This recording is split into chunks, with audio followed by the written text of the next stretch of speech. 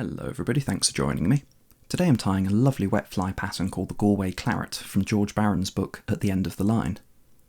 The hook in the vise is a Hackle H280 barbless size 10 wet fly hook, and the thread I'm using is UTC 70 in black. For the undertail I'm using some golden pheasant tippets dyed in red, and for the main tail I'm using some cock pheasant tail fibres. This is a lovely cocktail, brilliant long fibres, a couple of inches long, and they work perfectly for this. For the body, I'm using some opal mirage tinsel to lay down a base, and then I'm going to rib that with some fine silver wire. This is Vineyards number 27, just a nice flexible thin silver wire. I'm using two hackles on this fly. The first is Claret, and the second is a natural grizzly. These are both Whiting Farms hen capes, absolutely fantastic, really long supple feathers, nice thin stems, really recommend them. And for the head, I'm going to varnish with a little bit of clear lacquer from Vineyards. So let's get started. I've cast on my thread and I'm just running it down the length of the hook shank to about where the barb would be. And here I've taken a pinch of about 10 of those golden pheasant tippet fibres, and I'm going to use a pinch and loop technique and tie those in nicely on top of the hook shank. I want to build up a little bit of bulk on the body, so I'm going to carry the waist forward and trim off the excess. I'm leaving myself plenty of room because there's a lot of hackle on this fly. There's going to be 7 or 8 wraps of hen hackle in the end. I'm running my thread back down the length of the hook shank now, just trying to build up a nice smooth underbody so we've got a good foundation to wrap our tinsel over later. I'm making sure not to displace the tail, and here I've taken a pinch of about 6 or 7 cock pheasant tail fibres, and I'm tying these in long. I want them about 2.5 times the length of the undertail and a little bit longer than the overall body of the fly. I'm going to use some open wraps, making sure to keep them nicely on top of the hook shank and carry them forward and trim away the excess, and again this is going to help me build up a nice smooth underbody. Coming in with my scissors and trimming away the waist, and we can secure that down as we tie in our tinsel.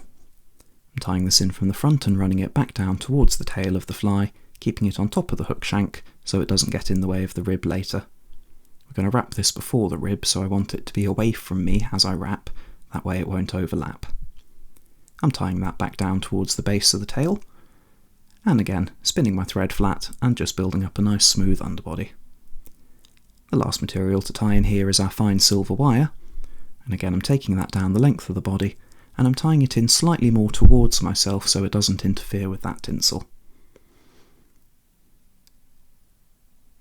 I'm taking that down right the way back towards the base of the tail, and I'm going to carry the thread forward and park it out of the way. You can see we've built up a nice little bit of bulk on the body there, but we've still left ourselves plenty of room to wrap the hackle later. I'm going to carefully wrap the tinsel now. You want to make sure not to touch the hook point at all with this. It's quite liable to get nicked and split if you're putting tension on it and it catches anything sharp. I'm using a little bit of overlap just to build up a shiny body, and I like using this opal mirage tinsel, especially laying it down over different thread colours. You can get some really interesting effects. So I've secured that down, and now I'm going to reinforce it with that silver wire. This just adds a little bit of segmentation and also helps to strengthen the tinsel. I'm wrapping that in nice even turns forward, aiming to make about 6 or 7 turns, and securing down with a few tight thread wraps. One in front, one behind, one in front. I'm going to helicopter off the excess. That's the body finished. You can reinforce this with a little bit of varnish or UV resin if you want. The first hackle is the next. This is the Claret, and I'm tying this in with a cross wrap technique, so one wrap in front, one wrap behind, and then to trim off the excess stem and secure it down, and this helps keep the stem of the feather nice and perpendicular to the hook shank. I'm going to preen back those fibres so they point towards the tail of the fly as I wrap, and I'm aiming to make nice touching turns with the feather stem as I work my way forward. You can see this is going to build up a nice umbrella shaped hackle, and I'm aiming to get about 4 wraps in here. So that's number 3, and again just as I go, I'm preening back the fibres all the while, passing it hand over hand and laying down that under hackle. I'm pretty much happy with that. We've got 4 nice wraps in, and lay down a nice bed of colour with the under hackle. I'm going to make a couple of tight thread turns over the top, being careful not to trap any hackle fibres, and I'm going to bend the feather stem over and work backwards. Again, just make 4 or 5 tight thread wraps, and by doubling over the feather stem we've secured that in really well. You can simply break away the excess. Now for the second hackle, I'm going to wax my thread again.